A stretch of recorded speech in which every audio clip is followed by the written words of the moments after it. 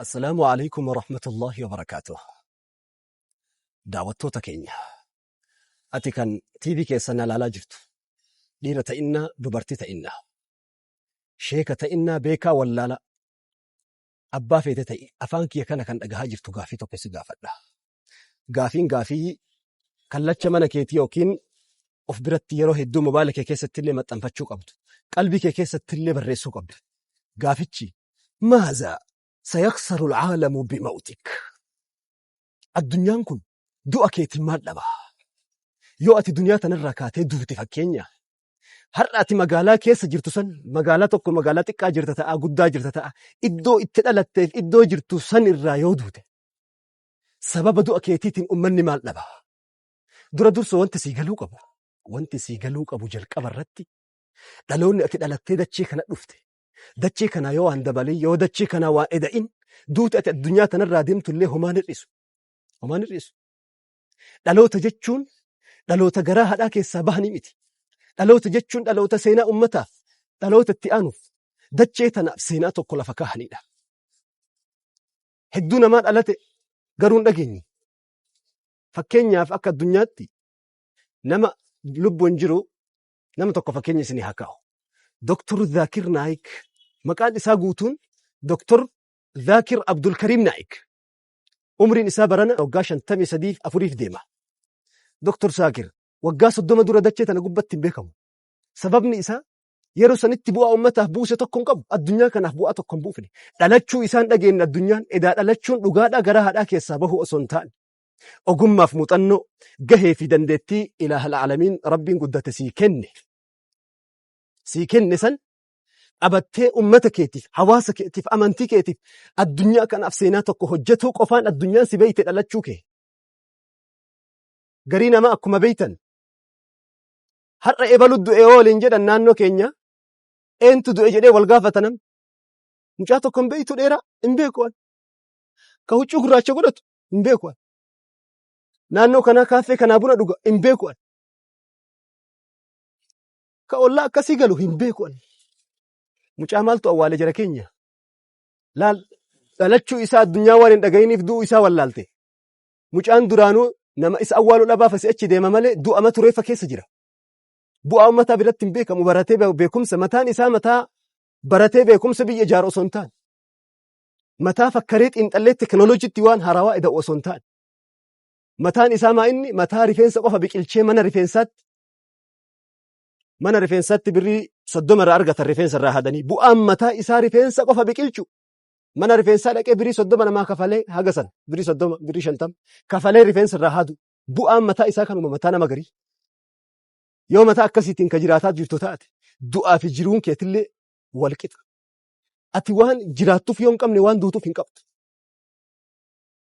garaa keenya buddeenaaf daabboon guunnee mataa keenya kijibaan guunnee afaan keenya oduudhaan guunnee barumsa tokko osoo baranne ogummaa rabbi nuu kennuuf keessaa baafne ummataaf dachee kanaaf dhaloota itti aanuuf seenaa tokko osoo lafan keenya duniyaa tanarraa yoo deemne wallaahi reeffi kennallee gaafa siree san gubbaa bahuun ulfaata reeffi nama seenaa osoo hin dalagin du'een ulfaata abriin isaa sun hin ulfaatti wallaahi lidhaalik jara keenya yoo akkana jedhu waan guddaa hojjedhaa miti homa harkaa qabdan san namni waan harkaa qabu darbate sodaataan jedhamu jetti oromoon hoytamammaa iti ogummaa rabbi sii kenne dandeetti rabbi sii kenne san of keessaa baasi bu'aa qabdu waan silaa bu'aa qaba jettee biyyaaf yaaddu saniin waan tokko hojjedhu gaaf tokko fiixa baata waan ta'eef garuu waan tokko sii himu aduwwiin guddaan dachee kana gubbatti ilma namaa sakaale tokko eenyu beeyta ilmuma namaati namni si sakaale tokko eenyu beeyta addunyaa kana gubba shayxaana durallee nafsiyyaateetti simata ofii of sakaale ofumaa ofitti aduwwii ta'e fakkeenya seenaa sanii tokko isin yaa himu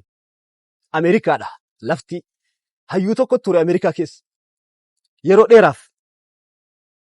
yeroo dheeraadhaaf leenjii kennaa ture gaafa tokko erga leenjii kennee booda waraqaa tokko maxxanse waraqichi maxxane maal jedha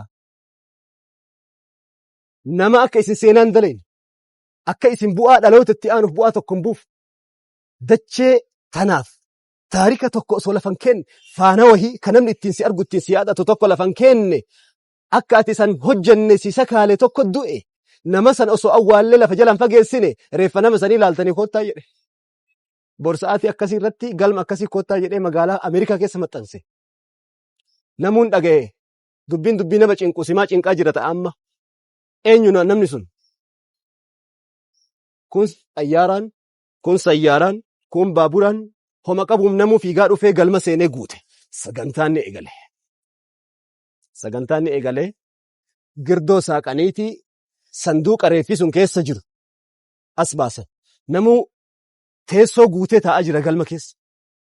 Innin sagantaa gaggeessu maayikii qabatee namuu tokko tokkoon koottaatiin reeffa kana daawwadhaa jedhe.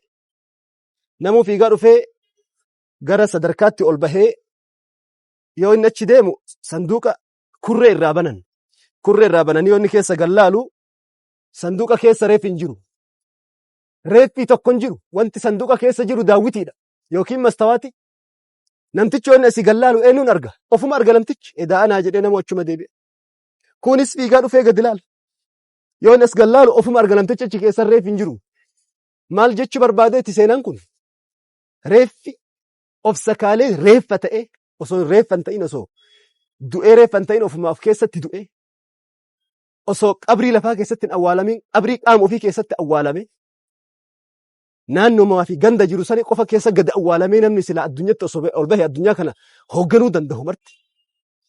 Ani yoo waa hojjedhe amma booda nama hin ta'u baradhee galma hin gahu tiyyatana rabbiin rahmatana haa godhu irraa sabbare jedhee kan eeksii ofirra kaahee zeeratti of deebise eenyuun si malee si namni reeffa ofitti obsakaalee akka seenaan hojjenne bu'aa biyyaaf hin buufne obsakaalee eenyuun kamaratee taa'ee oduu qofa ofu haasaa qofa ofu sima ofirraa mulqii ka'ii uffata gaflaa kana hojjedhu seenaa in dandeessa waan ta'eef. يقول النبي صلى الله عليه وسلم فيما روى عن ربه رسول ربي عليه الصلاة والسلام رب الرأوديساني حديث القدس كيس التمال جدا ربي كان جدا رسول ربي أنا عند ظن عبدي بي فليظن بي ما شاء إن خيرا فخير وإن شرا فشر جدا ربي جل جلاله أنا بك قبرتي كان كونا كائتي بك قبرتي كان كونان همي لجر يو إني خيري نتنية خيري مسن يو إني همت نيتي همت مسن إسانقها جدا ربي akka huccuutitti mana teettee ofitti mattarii yaada dheeres of jala achi dheeressi tabbalaale gaara keessa ol laale. Namni miilli isaa lafa keessa jiru mataan isaa samii torbanii ol jiru.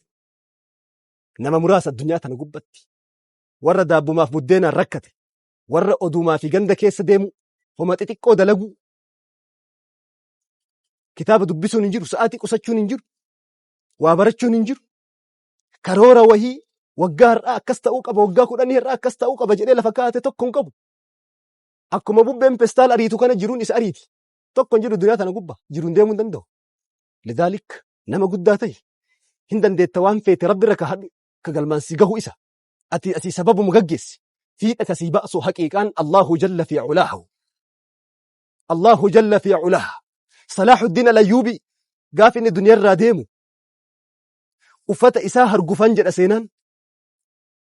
Uffata isaa hargufanii awwaara achirraa bahe walitti qabanii bishaan itti naqanii dhoqqee akka bolokkeettaatti hojjetamee lahdii keessatti tiraasii isaa godhan jedhan qiyaama ragaa habahuuf Salaahuddin al-Ayyuubi rahmatullahi alayhi. Lidaalik waan gaarii yaannan bakka gaarii geenya. Waan hamtuu yaannan bakkuma hamtuu deemta. Iddoon ati har'a jirtu iddoo kaleessa yaadde. Iddoon bor ati jirtullee iddoo har'a yaaddu. Waan xiqqoo ofirraan kaahini carraa jirtu fayyadami nama guddaa tahii. Du'uu keetuu addunyaan dhaga'uuf dura dhalachuu qabda. Wassalaamu alaykum wa rahmatullahi wa barakaatuh.